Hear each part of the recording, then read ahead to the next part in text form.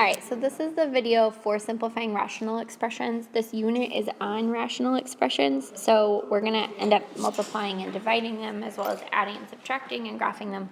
So we first need to know how to simplify them. Hopefully this is review, but if it's not, this is going to take you through. So in order to get credit for the homework, you just need to have the notes that go along with this video. We're going to start out with just writing this couple of sentences down. So rational expressions are fractions that have algebraic expressions in their numerators and denominators. So that just means that there's an x somewhere. To simplify these, we have to find the factors in the numerator and the denominator that are the same, and then write those fractions equal to 1. So that'll make sense in a minute. You can pause the video at any time if you need some time to write. So for example, 6 divided by 6, the numerator and the denominator are the same, so that's 1. This is a big fancy 1. Same thing with x squared over x squared, it's 1. So if you plug in any number here, like 7 squared over 7 squared would be 49 over 49, which is just 1. So the same thing is happening if we add.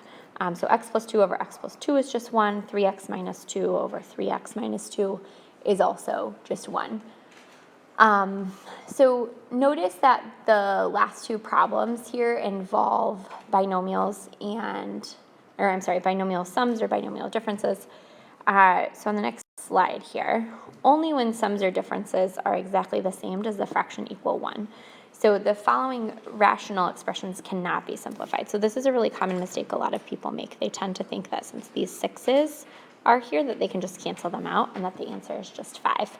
But if we actually go through here, 6 plus 5 is 11 divided by 6, that's not equal to 5. So same thing here. People tend to think that they can cancel out those x cubes, but that's not the case. The same thing with the x's in this third example and the 2's in the last example. So none of these examples can be simplified. So you need to write those down, because this is I would actually even star this in your notes, because this is a big mistake a lot of people tend to make.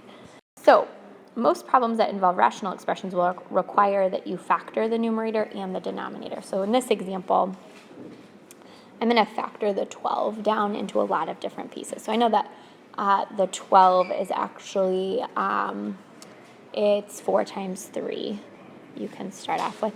And that 54 is, 54 would be 3 times 18. Okay, so those 3's, I can actually write this as 4 over 18 times 3 over 3.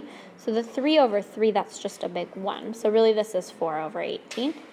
I can do the same thing and divide them both by 2. So this is 2 times 2, and this is 9 times 2. So this is going to be a big 1 over here, because I'm multiplying them. So our answer is 2/9. So notice that 2 over 2 and 3 over 3 equal 1. So the same thing's going to happen when you add variables into this. So 6 can be divided up into 2 times 3. X cubed can be divided up into x times x times x times, and then y squared is y times y. And then over here we've got 5 times 3. I've got x times x. I'm going to line up my y's over here. Y times y times y times y. So I have a lot of fancy ones here. I have 3 over 3 is 1, x over x and x over x, those are 1, y over y and y over y, those are 1. So your answer here is 2x divided by 5y squared. So I have a 2 left over and an x left over in the numerator, and I have a 5 and 2 y's in the denominator. So that's how I got that answer. All right, so this very last one, I'm going to go through kind of quickly, but each of these are quadratics. So x squared minus x minus 6 is a quadratic. And if you were to factor that, you can use your diamond in your box. And you can pause the video to do that for a second before I give you those answers. But I'm going to skip ahead to the factors. So I got x plus 2 and x minus 3. And then same thing on the bottom. You can try those on your own. But I got x minus 2 and x minus 3. So you'll notice I do have a factor that's the same. So think about it this way. X plus 2 is just a number times x minus 3, that's just another number. X minus 2 is just a number times x minus 3, that's another number. So since these are being multiplied, this gives me a fancy 1. So x minus 3 divided by x minus 3 essentially cancels out because it's 1. So your answer here is x plus 2 divided by x minus 2. So remember from before, I can't just cancel out the x's or the 2's because the entire factor is not the same. So this is your final answer for that one. So just notice that x minus 3 over x minus 3 was 1. So on our slide, we're just going to go through 2 quick examples. So go ahead and write down that problem. Then we're just going to rewrite the numerator and denominator without the negative exponents and the parentheses. So I'm going to rewrite this as a to the 6th power times b to the negative 4th power. I'm just multiplying that 2 by each of the exponents. And then I have an a to the 4th down here. And then over here, I know that this b to the negative 4th is unhappy where it lives, so it's going to move to the denominator. So I've got a to the 6th divided by a to the 4th times b to the 4th. Oops. So if I wrote that out, a to the 6th in the numerator would be a times a times a times a times a times a. And then in the denominator, a to the 4th is a times a times a times a.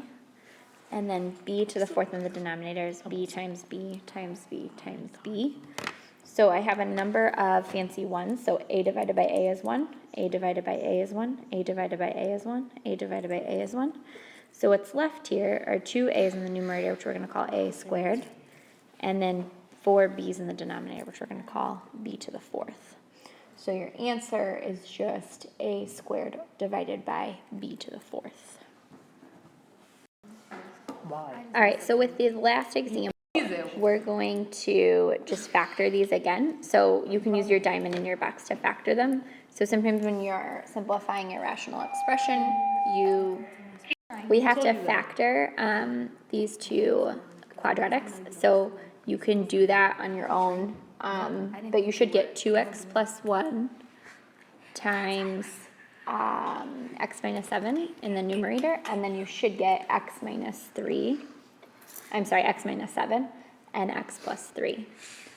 So then you're just going to look for the same pair of factors that would equal 1 if they were divided. So I'm just going to rearrange these. I got 2x plus 1 and x minus 7. So over here I'm going to write the x minus 7 directly underneath times x plus 3 over here. So these make a fancy 1, and your answer is just 2x plus 1 divided by x plus 3. And that can't be simplified any further. So just note that the x minus 7 divided by the x minus 7 is 1. So you're doing either odds or evens tonight on your homework and just showing me the notes from this video. Have a good night.